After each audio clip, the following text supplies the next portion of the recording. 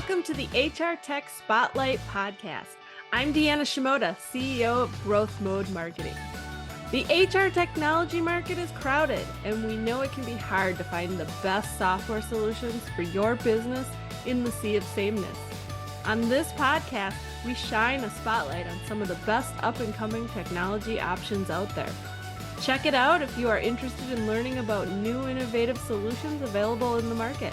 And if you are with an HR tech company and interested in being considered for a guest spot, stay tuned for details at the end of the show. Hi, everybody. On this episode of the HR Tech Spotlight, we're exploring E4E Relief, a tech-enabled service that partners with organizations to deliver financial relief to workers around the globe during times of crisis, disaster, and hardship. Here to talk about E4E Relief is President and CEO, Holly Welch Stubbing. Welcome, Holly. It's great to have you on the show. Good afternoon. Thank you for having me. Really appreciate being here. So, Holly, tell us about your background in the HR tech space. Well, I have to say I am new-ish to the HR tech space, but not necessarily new to supporting the well-being of workers. I came to the space from maybe an unusual spot, and that is many years in philanthropy and in supporting various grant opportunities for corporations, families, and nonprofit organizations over the years. And through working in that sector, developed a product that has really taken off and become, a necessary part of how corporations think about supporting the well-being of the workforce. Let's talk a bit about E4E Relief. Tell us more about what your organization does. E4E Relief is a social enterprise that provides grants to individuals who experience an unexpected crisis. That manifests itself in the form of direct cash grant awards to persons who might experience a climate event. They might have impact from a geopolitical event. They might be in a position to not be able to withstand financially an unexpected event like a medical issue or some other unexpected crisis. And so the opportunity is that a company puts this program in place, and the employee or others, contractors, other extended workforce members can apply for a grant based on this event, and we will review the application and determine whether or not a grant should be awarded. And then we award grants directly to the individual in the form of a payment to them. And E4E was formed out of 9/11. So we've been around a while. And what happened was there were financial service institutions in our community where we operate, very large companies that experienced a loss on that tragic day. And we set up programs to support the families of those that were lost at 9/11. And those that learning and those relationships of working with the families ultimately had us form, I think, some of the first employee relief programs that existed. And in doing that, we began supporting employees across the country for these companies. And then other companies came to us and said, well, you do this. And we started getting contacted from companies all over the country who wanted to set up these programs. And so, flash forward some 23 years later, and we are still in the business, but now operating for 155 companies and 6 million people across the globe. So it's around 1.5 million of those are outside the United States now. So the vast majority are in the U.S., but there are also workforce members that people are supporting literally all over the world. We've made grants in over 120 countries. So obviously you're supporting organizations doing a lot of really good things to support people in communities where disasters are happening or employees that are going through situations. Tell us a little bit about the technology that is powering or enabling all of this to happen for organizations. Yeah, so just so we have some wrapper around it, we are a grant maker only to individuals, not to institutions or organizations, only to individuals. And so the reason that we need the technology is because this has to be done at scale, and it's about volume. When there's a major crisis that happens in the world, a lot of people are typically impacted by it. When we think about Ukraine, when we think about Israel and the Middle East right now, we have lots of people that might be working for US based or US operating companies where a C-level group wants to support that group of people. So the technology is a platform. It's a multi-tenant platform that we launched this past year, but we've been working on it for many years. But we launched it in June, and the idea of it is to verify the population, apply and decide and pay digitally across the globe. And so we've built the technology to know that you work for growth mode marketing, whether or not you have an event, the qualification of that event, and what types of expenses that we would pay you for, and then onto the payment, if that makes sense. Absolutely. When you look at the market and the options that may be out there for organizations who are looking at implementing these type of programs, what would you say is E4E Relief's unique point of view or differentiation in the market? Yeah, so a couple of things about the product, and then I'll talk about E4E Relief. So I think what makes this highly relevant right now is you have a set of climate conditions operating in the world. You have macro trends that are making employees face unexpected hardships more frequently. So you have hurricanes and typhoons and heat waves and earthquakes and all of those types of things that are drivers of unexpected events. You have geopolitics, which I mentioned a couple of examples of, and then you have these sort of economic financial hardships that drive a set of needs that employees, contractors, and key supply chain members have. And so what E4E has built is a end-to-end turnkey solution that delivers the people, process, and technology to outsource this offering for a company. And so how we're thinking about E4E Relief in terms of differentiation and or what do we offer in the market that's unique. One of the things that we launched last year is Impact Stack. And Impact Stack is an outcomes-based tool that's embedded in the platform that allows a company to measure the results of these grants, the emotional and financial well-being and financial stability of their workforce, and the retention, productivity, and engagement scores of those who receive the grants. And so there's research done kind of at event and research done 45 days after. And then we are taking that research, turning it around and embedding it in the platform for the company to see. And so that has been received very well by the companies that we're working with. The statistics in those, 81% of those who've received a grant regained financial stability, 54% improved their mental and emotional well-being as a result of getting them. And the productivity scores are very high. People are able to make sense, return back to work more quickly as a result of having some support. In many instances, we're trying to help with their evacuation expenses. So the idea of being able to return to work is actually directly connected to the grant funding.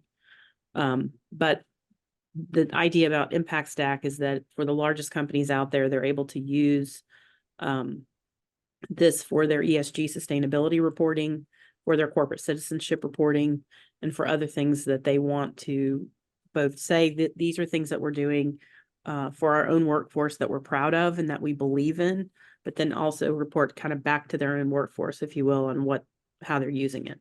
So that would be one differentiating feature for us of the technology. And I'm curious, are organizations using E4E Relief just for large scale type of situations, or are they using them also, like let's say an employee has a house fire, and it's isolated to a small population of your employment? It's a terrific question. It's actually, we have about 70 events that a company can cover, including economic hardship or personal disaster. So a house fire would be sort of personal disaster. An economic hardship would be a short-term medical issue that for some reason you can't pay. So let's say it's a substantial medical expense And the company has put in place this kind of gap coverage, if you will. It's not really gap coverage, but it serves a purpose for a low to moderate income population. So it is both traditional economic hardships as we think about them and catastrophic disaster and personal disaster.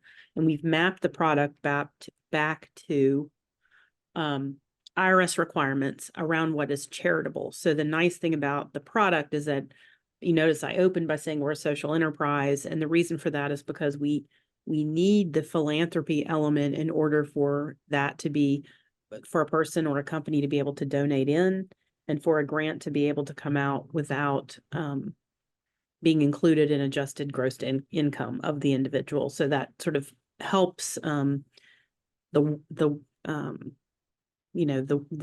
impact of the grant be higher because there's no income tax coming out, but it has to meet a set of IRS requirements in order for that to be true.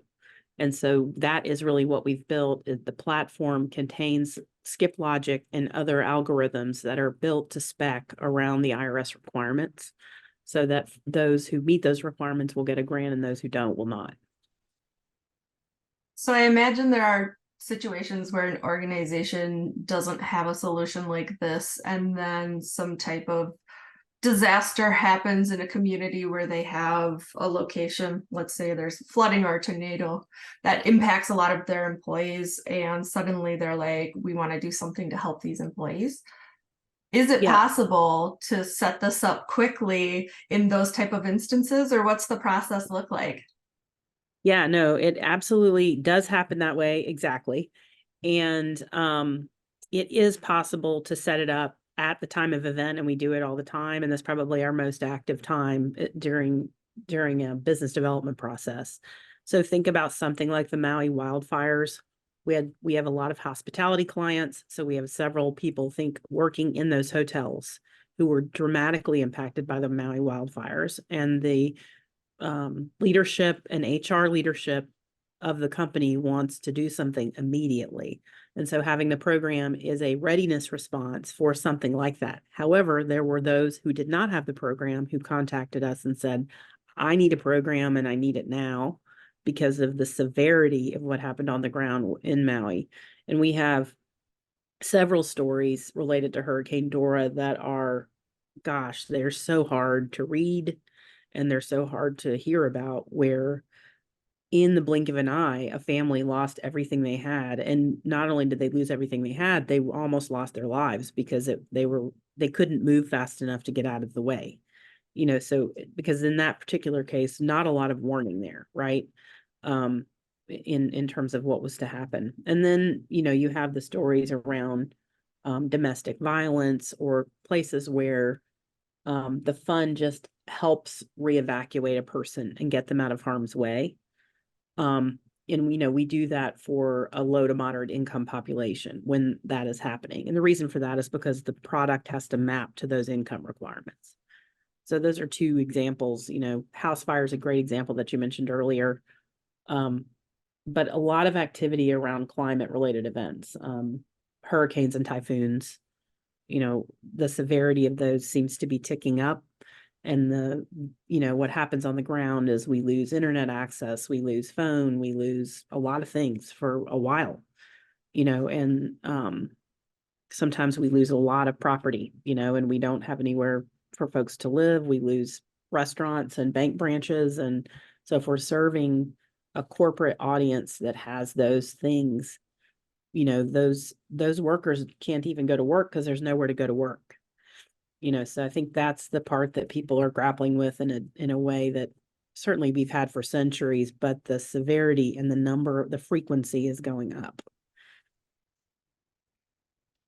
What type of companies are really the best fit for E4E solutions?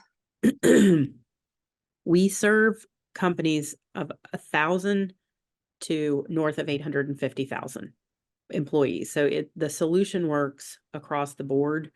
And the way the technology's been built, it does allow us to scale in the event of a major crisis. Our ideal corporate size, is probably north of 2,500, but truly anything between 2,500 and something very large, that the technology works just as well. I think what changes is not so much the technology there, but the financial model.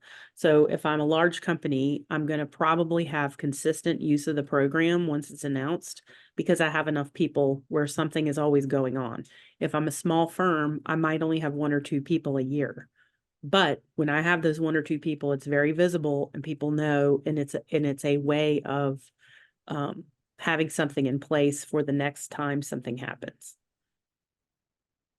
You've already mentioned, a few stories about the impact that you've seen organizations have that work with your company. Are there any other pieces of information that you'd add to that for someone that's considering whether this is the right investment for their organization? Yeah, I would say some of the things that we're seeing a lot of in the workforce, people are talking about not only these macroeconomic trends I've mentioned, but also the mental health and well-being of the workforce. And so if I were to talk about examples there are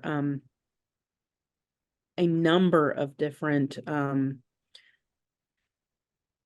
events that are driving people to look at the program, but we did just recently put in place a mental health and well-being set of events so that a company can add that and provide behavioral therapy, counseling, other things that can support the recommendations of physicians, to implement. And a lot of times mental health and well-being is covered differently at different firms. Some have deep offerings there, some have less so. And so that's another example, I would say, that where we are helping people move through a myriad of benefits and options and providing another space for them to have support.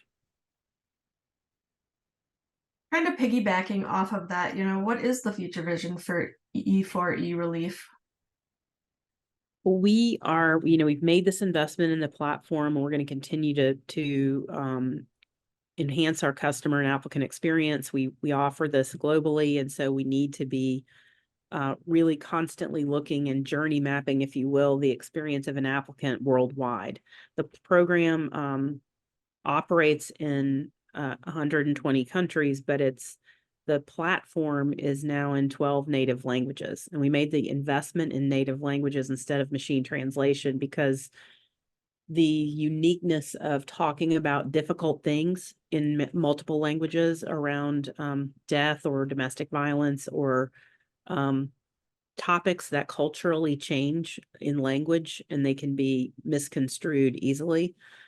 So we made a very strategic decision to invest there. So I guess I would say, if we're talking the future of the platform and the company, we are doing a few things. One, we're continuing to make investments in that experience. 2, we are going deep into Impact Stack. We've got a standard set of availability in the platform today. We'd like to continue to develop that and offer more about things that companies want to know about how their people are feeling and thinking in these difficult moments. So that would be another element. And then the other is just the adjacent areas where relief is becoming more of interest. So we've had reach out from a lot of different audiences about providing these types of grants. Most recently, we closed a tenant relief program for a publicly traded REIT, where they're offering relief payments to tenants who experience a disaster or hardship. And it is entirely to better support the key stakeholder of a real estate investment trust. So that's an example of kind of an extension, if you will, of the existing product to a new audience, but for a similar reason. What type of things would you recommend someone that is considering purchasing or working with this type of service take into account as they evaluate their options? Well, a lot of times companies are coming to this from a couple of different vantage points. One is maybe a C-level required response in a major disaster, where they're constantly, adjudicating a disaster across the world and what they're going to do. And then the other is a stream of hardships that HR departments regularly see and are quietly handling but are looking for a way to create equity and inclusion across the workforce and treat people similarly.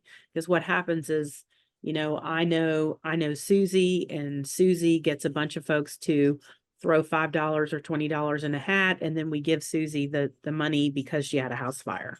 Where, Jane over here, nobody knows, she just got there, nobody does anything, and particularly in a post-COVID world where we've got hybrid workforces and people know each other maybe a little bit less than they used to. This idea of creating equity and readiness is kind of what people are thinking about. So when people think about whether or not they want to do this, a lot of times they are facing the pain, if you will, is both the next disaster or the next hardship for the HR department. And sometimes companies have both at the same time, and they've woven those two things together, and sometimes they're independent things.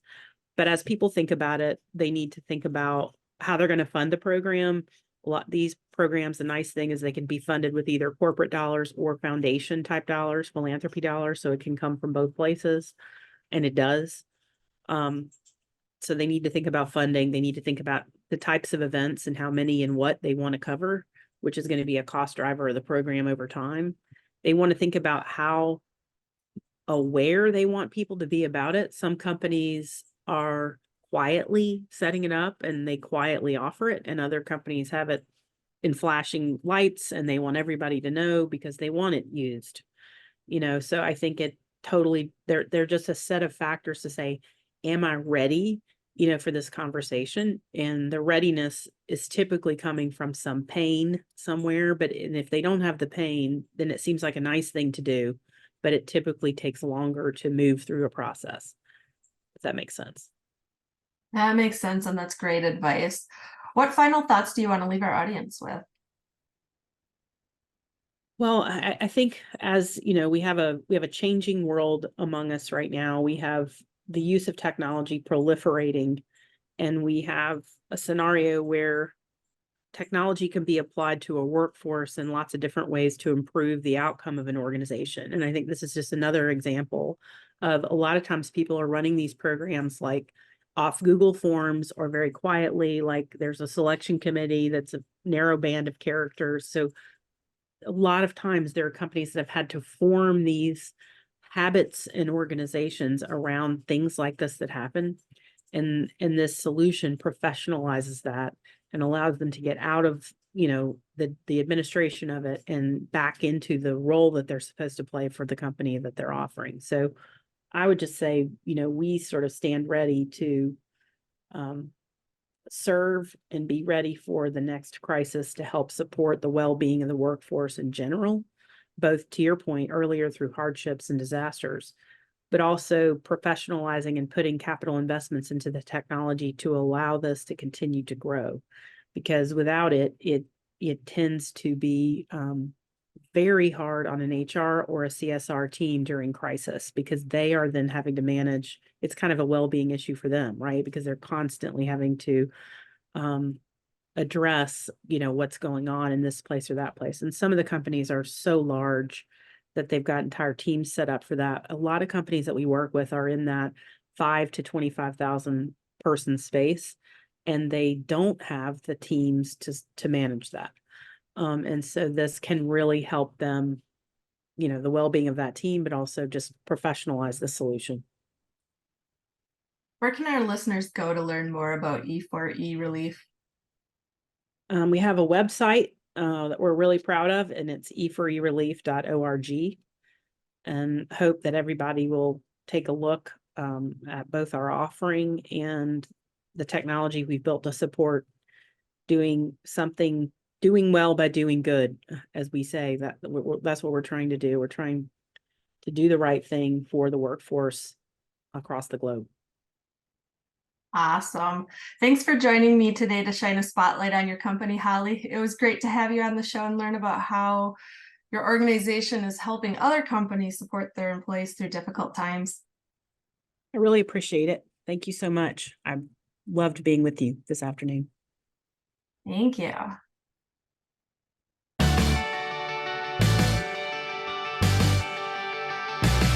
Thanks for listening to this episode of the HR Tech Spotlight Podcast. where we showcase some of the best up-and-coming HR technology options in the market. If you are an HR tech company leader who would like to be considered for a guest spot on this program, please contact me via growthmodemarketing.com or reach out to me, Deanna Shimoda, on LinkedIn. And if you found this show informative, subscribe, connect with us on social media, and leave a review. This is Deanna with Growth Mode Marketing signing off. Thanks for listening. We hope you'll tune in again next time.